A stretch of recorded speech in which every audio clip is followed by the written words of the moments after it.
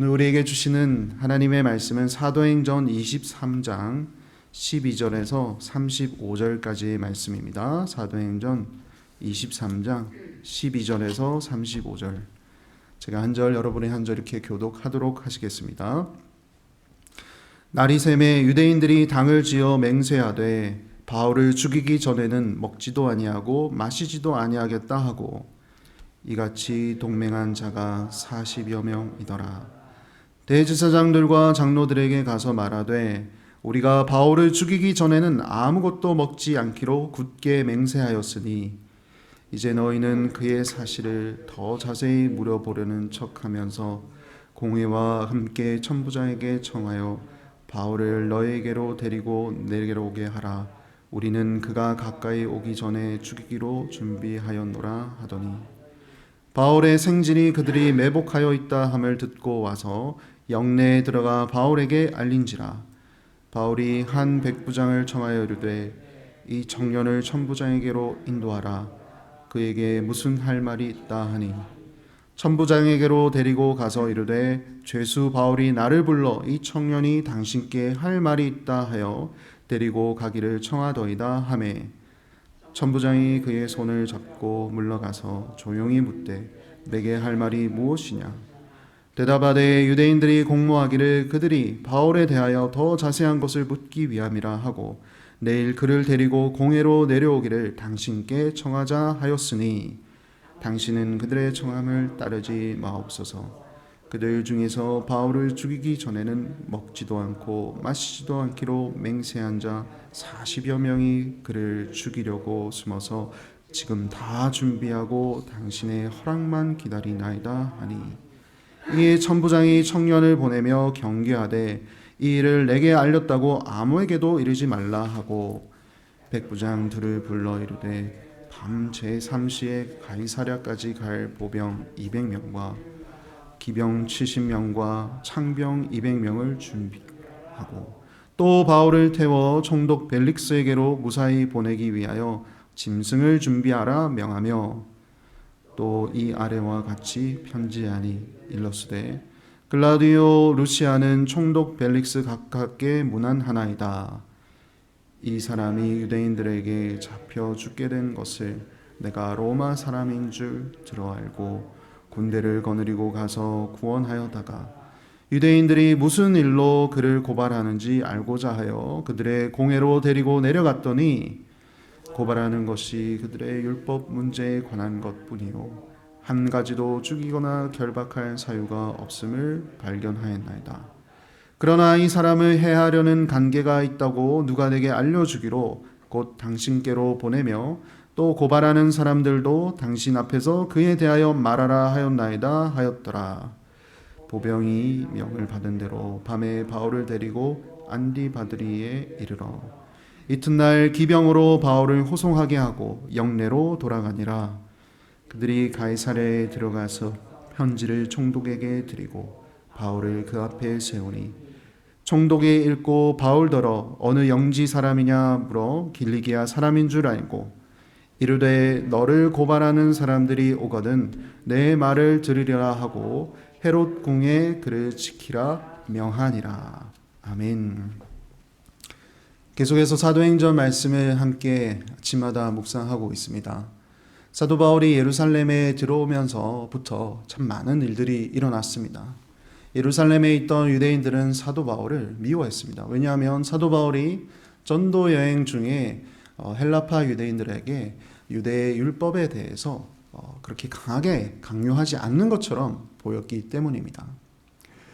아니나 다를까 사도 바울이 예루살렘 성전에 올라간 어느 날 아시아에서 따라온 유대인들이 사도 바울을 알아보고 소동을 일으키죠. 그래서 예루살렘 성전 바깥에 끌고 나가 사도 바울을 구타하기 시작합니다. 죽음의 위기에 처한 사도 바울, 때마침 로마 천부장이 개입을 해서 사도 바울을 구출해내죠. 임시 방편으로 그를 체포해서 무슨 일이 생겼는지 그 연유를 찾기 위하여 그 당시 최고 종교 지도자들로 구성된 사내드린 공회라는 데에 바울을 데려가 신문을 받게 합니다. 산헤드린 공회 앞에서 바울은 당당하게 자신이 붙잡힌 연유에 대해서 말씀을 합니다. 제가 이 자리에 서게 된 이유는 오직 예수라는 분의 부활에 대해서 말했기 때문입니다. 저는 잘못한 것이 없습니다. 이 산헤드린 공회는 두 부류로 구성이 되어 있었죠. 하나는 사두개인이라는 종교 지도자들이었고 다른 하나는 바리새인들이라는 종교 지도자들이었습니다. 이들이 가만히 들어보니까 사도 바울이 하는 말에 뭔가 공감이 되었던 것이죠. 특히나 바리새파 이 지도자들은 사도 바울이 말한 이 부활을 믿었던 사람들이었기 때문입니다. 그런데 한편으로는 이 사두개인들은 이 부활에 대해서 믿지 않은 사람들이었습니다. 그래서 사도 바울이 한 이 발언은 종교 지도자들 안에서 서로 논쟁을 만들게 되었습니다. 그래서 이 논쟁이 처음에는 논쟁으로 시작되는 것처럼 보였는데 이 논쟁이 점점 더 불거지고 그리고 난폭해지고 심지어는 폭력을 가할 그런 위험에 처해 있었습니다. 가만히 지켜보고 있던 이 천부장이 안 되겠다. 이대로 놔뒀다가는 이 사도 바울이 또다시 공격을 당할 수 있겠구나 라고 생각을 해서 그는 병사들을 투입을 해서 다시 사도 바울을 로마 군사들이 머무는 막사로 데려옵니다. 그날 밤에 우리 주님께서 사도 바울을 찾아오시죠. 바울아, 너가 오늘 예루살렘에서 나를 위해 증거했던 것처럼 너는 로마에 가서도 증거하게 될 것이다 라는 약속의 메시지를 남겨주십니다. 사실 바울의 입장에서 이 말씀을 들어보면 참 난감합니다. 왜냐하면 지금 자신의 상황은 체포된 상황이고 그리고 설령 밖으로 나갈 수 있다 하더라도 자신을 죽이려고 혈안이 되었던 이 유대인들의 손에서 벗어날 수 있는 방법이 사도 바울에게는 없었기 때문입니다. 그냥 그저 로마 시민권을 가진 사람이기 때문에 임시 방편으로 지금 목숨을 유지하고 있을 뿐이었죠. 바울의 힘과 바울의 지혜와 지식으로는 도저히 어떻게 할 수가 없는 상황이었습니다. 그런데 예수님께서는 바울아, 너는 로마에 가서도 이 말을 전할 것이다 라고 얘기를 하시는 겁니다. 뚜렷하게 바울아, 그 다음 스텝은 이렇고 그 다음 스텝은 이렇고 그 다음 스텝은 이렇고 그렇게 구체적으로 알려주시지도 않았습니다. 바울이 할 수 있는 것은 아무것도 없었습니다. 그저 그 주님의 말씀을 믿는 것 외에는 할 수 있는 것이 없었습니다. 그런데 놀라운 사실은 우리가 방금 읽었듯이 우리 주님께서는 이미 바울이 로마로 안전하게 갈 수 있는 방편을 준비하고 계셨습니다. 이튿날 유대인들이 모입니다. 바울을 어떻게 하면 죽일 수 있을까? 40여 명이나 되는 많은 사람들이 맹세를 합니다. 나는 오늘부터 이 바울이라는 사람을 죽이기 전까지는 먹지도 않고 마시지도 않겠습니다. 그리고 대제사장과 장로들에게 찾아가서 자신들의 이 음모를 알립니다. 우리가 오늘 바울이 이 산헤드린 공회로 오는 그 길목에 매복해서 그가 나올 때 죽일 터인데 여러분들은 천부장에게 가서 바울에 대한 조사를 좀 더 할 것이 있다라고 알리는 척 해주십시오. 그래서 만약에 천부장이 바울을 데리고 나오게 되면 우리는 그 자리에서 바울을 죽이겠습니다.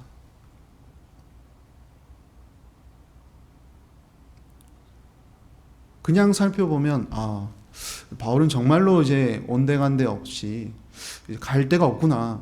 더 이상 여기서 나갔다가는 진짜 죽은 목숨이구나 라고 우리는 여길 수 있지만 하나님은 그 음모를 이용해 주셨습니다. 사도 바울의 생질, 사도 바울의 누이의 아들이 되었던 사도 바울의 조카가 이 음모에 대해서 알게 되고 그리고 사도 바울이 있는 영내로 쫓아갑니다. 그리고 사도 바울에게 이 모든 일을 고하죠. 그때 그 순간에 사도 바울이 하나님께서 주신 지혜로 한 가지 일을 생각합니다. 백부장을 부릅니다. 그리고 얘기를 합니다. 백부장이요, 지금 이 청년이 했던 이야기가 있는데 이 이야기는 꼭 천부장이 들어야 합니다. 그래서 이 청년을 꼭 천부장에게 데려가 주십시오. 백부장도 뭔가 급한 일이구나 하고 이 바울의 조카를 천부장에게 데려갑니다. 그리고 천부장에게 얘기하죠. 천부장님, 이 청년이 급히 할 말이 있다고 합니다. 천부장도 뭔가 눈치를 챘는지 그를 데려다가 조용히 묻습니다. 그래, 나에게 할 말이 무엇이냐? 바울의 생질이 모든 사실을 고합니다. 천부장은 바울의 생질에게 누구에게도 얘기하지 말고 조용히 떠나라고 얘기를 한 뒤에 백부장 2명을 부르죠. 그리고 이렇게 얘기합니다. 23절 이하인데, 너희는 밤 제3시에, 오늘날 치면 밤 9시입니다. 어두워질 때에 보병 200명과 기병 70명과 창병 200명을 준비하라. 그리고 이들을 준비해서 이 바울이라는 사람을 호송해서 가이사랴로 너희들은 데려갈 것이다. 그리고 바울에게도 짐승을 준비해라. 여기서 말하는 짐승은 말입니다. 무슨 일이 생길지 모르기 때문에 바울도 말을 태워서 보내는 것이죠. 그리고 벨릭스라는 총독에게 편지를 써보냅니다. 그 편지의 내용이 참 재밌습니다. 26절 이하인데요, 제가 한번 읽어보겠습니다. 글라우디오 루시아는 총독 벨릭스 가깝게 문안하나이다. 이 사람이 유대인들에게 잡혀 죽게 된 것을 내가 로마 사람인 줄 들어 알고 군대를 거느리고 가서 구원하였다가 유대인들이 무슨 일로 그를 고발하는지 알고자 하여 그들의 공회로 데리고 내려갔더니 고발하는 것이 그들의 율법 문제에 관한 것뿐이요 한 가지도 죽이거나 결박할 사유가 없음을 제가 발견하였습니다. 그런데 이 사람을 해치려고 하는 그런 관계가 있다고 해서 제가 당신께 이 사람을 보냅니다. 이 천부장도 바울이 도무지 잡혀 있을 만한 이유가 없다라는 것을 깨달았습니다. 그래서 자연스럽게 생각했던 것이 내 선에서 할 수 있는 것이 아니구나. 총독 벨릭스에게, 나의 상관에게 이 사람을 보내야겠다라는 마음을 가지고 있었던 것이죠. 여러분, 이 마음을 누가 심어줬겠습니까? 하나님입니다. 하나님. 주님께서 그 전날 밤 사도 바울에게 나타나서 바울아, 너가 예루살렘에서 나를 위해 증거했던 일을 로마에 가서도 증거하겠다라고 말씀해 주셨을 때 사도 바울 입장에서는 할 것이 없었습니다.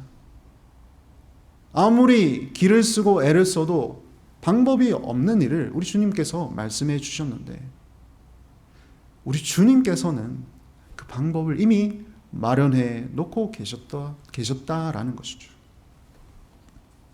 주님의 특별한 방법으로 이 40여 명이라는 유대인들을 동원해서까지 우리 주님은 사도 바울을 안전하게 로마로 보낼 계획을 가지고 계셨습니다. 사랑하는 성도 여러분, 저는 오늘 말씀을 통하여서 참 사도 바울의 그 일생에 대해서도 묵상하게 되었지만 그 사도 바울의 일생 가운데 개입하시는 하나님에 대해서 보다 더 묵상하게 되었습니다.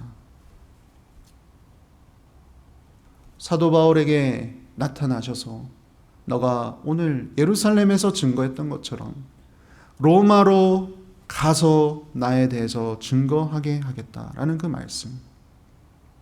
그 말씀을 이루어 주시기 위해서 특별한 방법으로 바울의 인생 가운데 개입해 주시고 찾아와 주신 그 하나님에게 집중하게 되었습니다.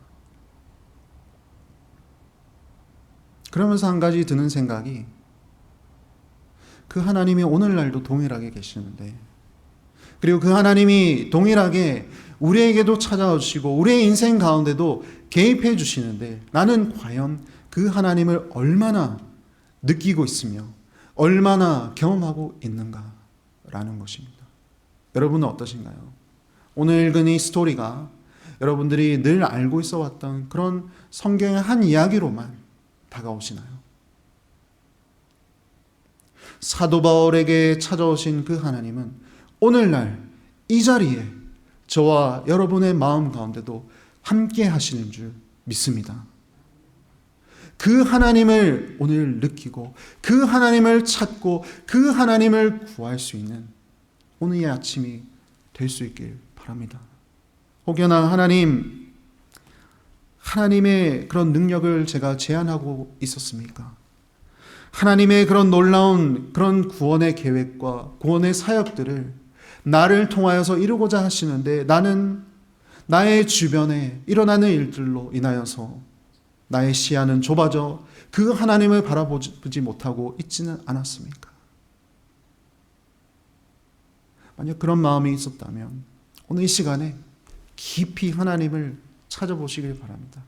그리고 깊이 그 하나님을 만나고 나를 통해서 역사하시는, 내가 할 수 없는 방법으로 하나님께서 역사하시는 그 일들을 기대하며 하나님을 찾고 하나님을 만날 수 있는 그런 귀한 이 아침이 될 수 있길 바랍니다. 기도하겠습니다. 하나님,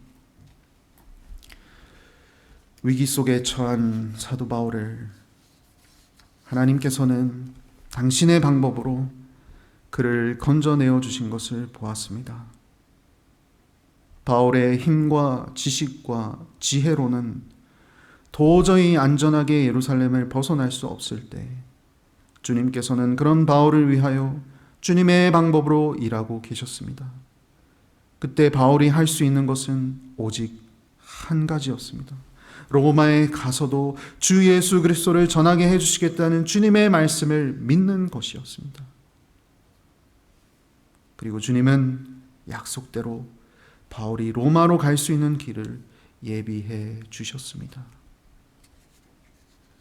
하나님, 바울에게도 하셨듯이 주님께서는 당신의 사명을 맡기신 모두에게도 신실하게 일하고 계시는 주님임을 고백합니다. 하지만 우리는 우리 주변에 일어나고 있는 일 때문에 우리의 시선을 빼앗길 때가 더 많습니다. 그래서 우리를 위하여 일하고 계시는 주님을 생각하지 못할 때가 많음을 주여 이 시간에 고백합니다.